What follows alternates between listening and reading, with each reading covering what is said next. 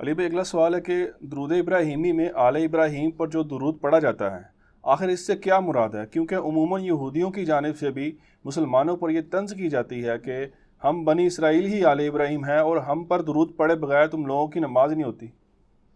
آپ یہودیوں کی بات کر رہے ہیں، ہمیں تو مسلمان میں جو بنو اسماعیل ہے نا ہاشمی، وہ کہتے ہیں دیکھو جی نماز ہے تو ساڑھے تے درود پڑھ دو، آل محمد درود پڑھے بغیر تھوڑی نماز ہی نہیں ہوتی۔ تو وہ بھی ٹائٹل اویل کر رہے ہوتے ہیں۔ تو میرا خیال ہے درود ابراہیمی کا ترجمہ نہیں انہوں نے پڑھا۔ درود ابراہیمی میں کہیں نہیں یہ نہیں ہے کہ آل ابراہیم پہ ہم درود پڑھ رہے ہوتے ہیں۔ اس کا ترجمہ یہ ہے کہ اللہم صلی علی محمد وعلی آل محمد، اے اللہ درود بھیج، رحمت بھیج محمد صلی اللہ علیہ وآلہ وسلم پر اور ان کے اہل بیت پر، جیسا کہ تو نے درود بھیجا تھا، پاسٹ ٹینس کا سیغہ ہے، ابراہیم اور آل ابراہیم پر۔ یہ نہیں ہے کہ ہم آل ابراہیم پہ درود بھیج رہے ہوتے ہیں، ہم آل ابراہیم کے جس حصے پہ درود نماز میں بھیج رہے ہوتے ہیں وہ آل محمد ہے، بنو اسماعیل، جیسا کہ بنی اسرائیل پہ بھیجا تھا نا۔ بعد میں تو بنی اسرائیل اللہ تعالیٰ کی مغضوبی علیہم بن گئی نا، جب انہوں نے اپنے پیغمبروں کی نافرمانی شروع کر دی۔ تھے وہ تو قرآن میں ہے یا بنی اسرائیل اذکروا نعمتی التی انعمت علیکم وانی فضلتکم علی العالمین،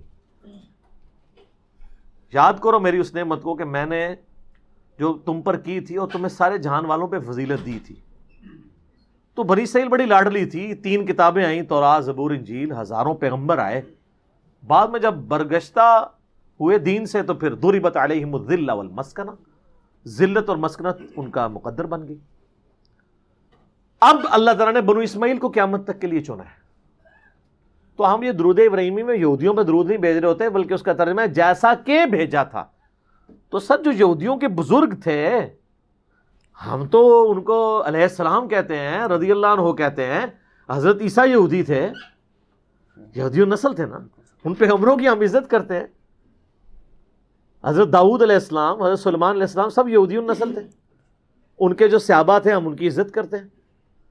لیکن اگر وہ کہتے ہیں آج کے یہودیوں پہ ہم درود پڑھ رہے ہیں، تو ان پہ پڑھ نہیں رہے، ہم کہہ رہے ہیں جیسا کہ اے اللہ تو نے ان پر درود بھیجا تھا۔ اور درود کیا تھا کہ اللہ تعالیٰ نے بنو اسرائیل کو چنا تھا، ان پہ اپنی رحمت کی تھی، ان میں پیغمبر بھیجے، کتابیں بھیجی، من و سلوہ، ان کو جنتی خوراکیں کھلائیں۔ آج تک اس کے اثرات باقی ہے، دیکھ لیں یہودی بڑے خوبصورت ہوتے ہیں، ان کے باؤ اجداد نے جنتی خوراکیں کھائی ہوئی ہیں۔ جس طرح آپ کے پیر جو ہیں وہ اچھی خوراکیں کھاتے ہیں، اے سی میں رہتے ہیں، تو وہ بھی بڑے خوبصورت ہوتے ہیں، چٹی چمڑی ہوتی ہے۔ تو اس طریقے سے یعنی اثرات تو ہوتے ہیں۔ تو یہ ہم ان کے اوپر درود نہیں بھیج رہے ہوتے، بلکہ ایک پاسٹ ٹینس کے سیغے کا ذکر کر رہے ہوتے ہیں۔ ٹھیک ہو گیا؟ اچھا، اس میں سے وہ افضلیت والا ایشو بھی نکالتے ہیں ایک، کیا کہ جی آل ابراہیم جو ہے افضل ہے، اسی لیے اس کا ذکر آیا کہ اس طرح سے درود پڑھیں جیسے آل ابراہیم پر درود پڑھا۔ تو اس کے لیے پھکی ان سے لے لیں ہم سے کہ ان کو کہیں کہ اس طریقے پہ اگر یہ بات مان لی جائے تو کرسچنس کے لیے ہم کہیں گے وہی بنو اسرائیل ہے نا، کہ اللہ تعالیٰ نے کہا کہ عیسیٰ کی مثل حضرت آدم کی مثل ہے اللہ کے نزدیک۔ جی، تو پھر کیا وہ کہیں گے کہ حضرت آدم علیہ السلام حضرت عیسیٰ سے افضل ہیں، کہ ان کی مثال کے طور پہ بیان کیا جا رہا ہے؟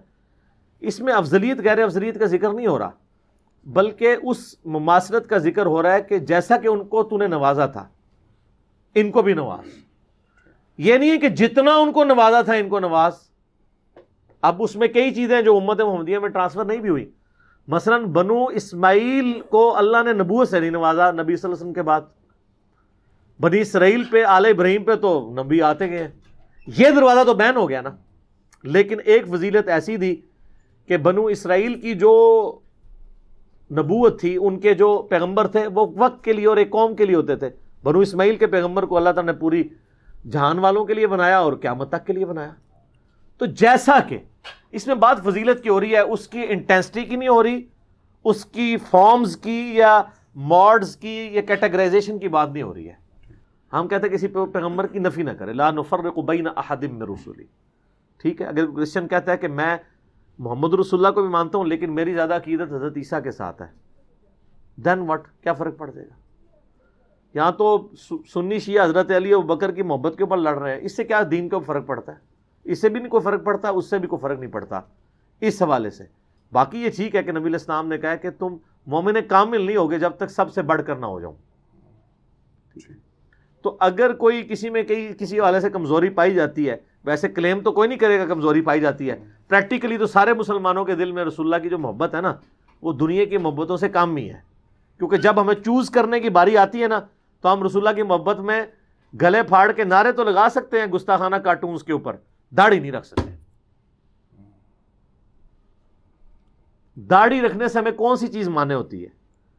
محبت کا تقاضا ہے۔ آج تک یہ جو نوجوان شیشے توڑ رہے ہیں، کسی نوجوان نے آ کے اعلانیہ نیت کی ہے کہ تم نے رسول اللہ کے کارٹون بنائے صلی اللہ علیہ وآلہ وسلم اور ان کی مبارک داڑھی میں بم دکھایا تو میں داڑھی کر آج سے پہلے نہیں رکھی تھی، میں ہوں رکھتا جے، چلو آ جاؤ نال ہی ٹھوس۔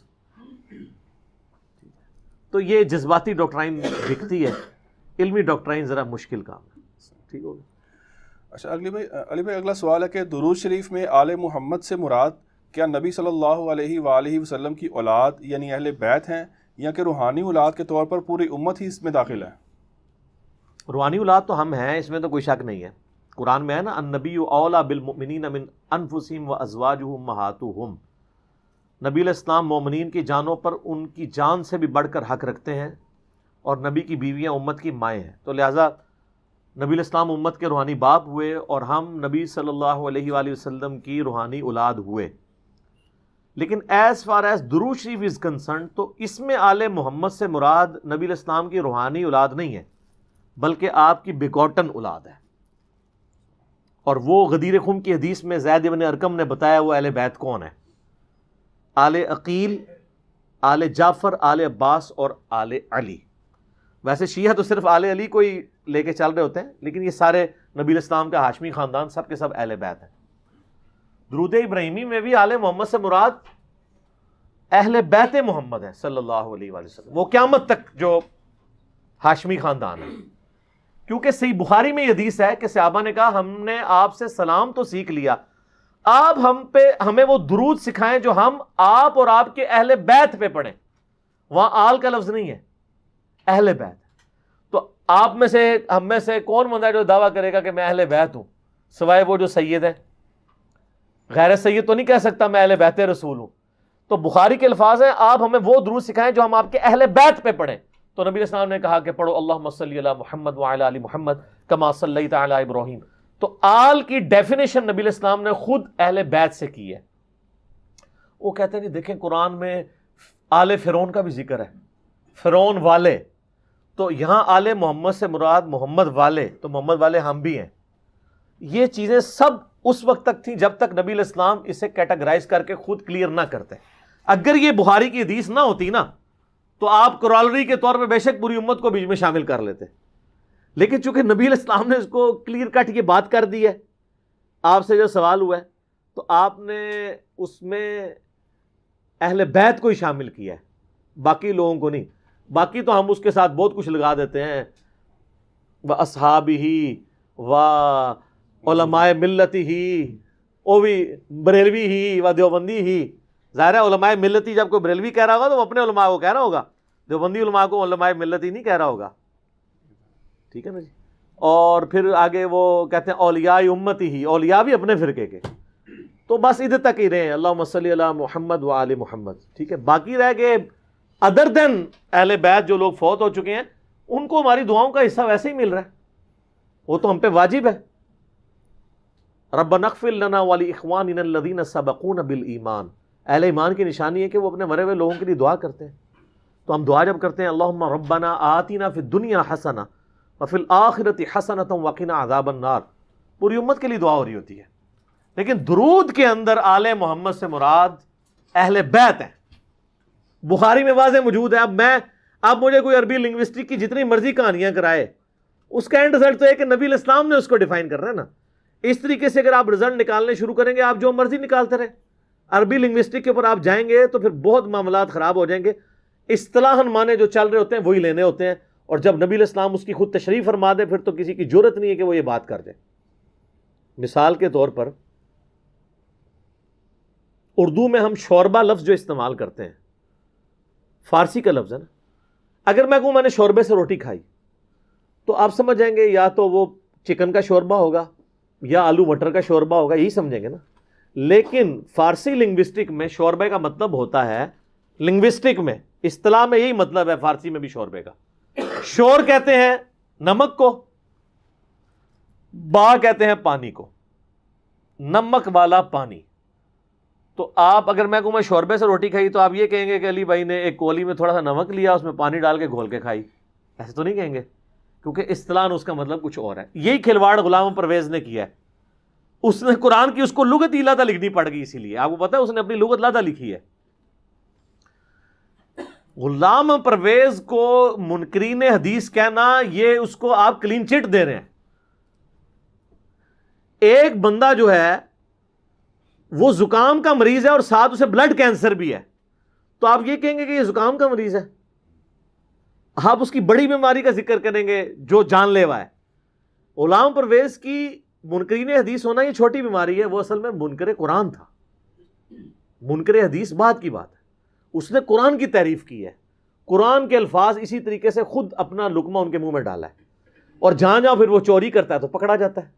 اگر میں آپ سے کہوں کہ جب سے میں نے بریانی کھائی ہے میرے سینے میں آگ لگی ہوئی ہے, تو میرا بچہ بھی اس آگ سے مراد فائر نہیں سمجھے گا جو لکڑی سے لگتی ہے, بلکہ اصطلاحاً مانا لے گا جلن. لیکن اگر آپ کہ نہیں جی وہ اردو کی ڈشی میں آگ کہتے ہیں جو لکڑیوں سے جلائی جاتی ہے, تو یہ اصل میں وہ والی آگ کا ذکر کر رہے تھے, آپ کو سمجھ نہیں آئی ہے, تو اس کے لیے پھر آپ کو زیادہ لغت لکھنی پڑے گی. یہی غلام پرویز نے کیا ہے قرآن کے ساتھ, اور سب سے بہتر رد ان کا کیا ہے جاوید احمد غامدی صاحب نے. فکر پرویز کی خرابی, یوٹیوب پہ ایک کلپ ہے 1989 کی ان کی ویڈیو ریکارڈ ہے, آلموسٹ آج سے 30 سال پہلے, اس زمانے میں. تو اس میں انہوں نے اس طرح کی چیزیں ہائی لائٹ کی. تو اس طرح کی یعنی کھلواڑ نہیں الفاظ کے ساتھ کرنا چاہیے. آل محمد سے مراد وہی ہے جو نبی علیہ السلام نے خود ڈیفائن کر دیا. تو آپ اس میں اب جتنے لوگ منکرین نماز ہیں وہ بھی کہتے ہیں کہ جو قرآن میں ہے نماز قائم کرو, اس سے مراد نماز پڑھنا نہیں ہے, یہ اور ہی مطلب ہے. وہ اس طرح نہیں ہوتا. اس طرح کے الفاظ کو لے کے نبی علیہ السلام ہمارے ٹیچر بنا کے اس لیے بھیجے گئے ہیں کہ کوئی شخص اس میں کھلواڑ نہ کرنا شروع کرے.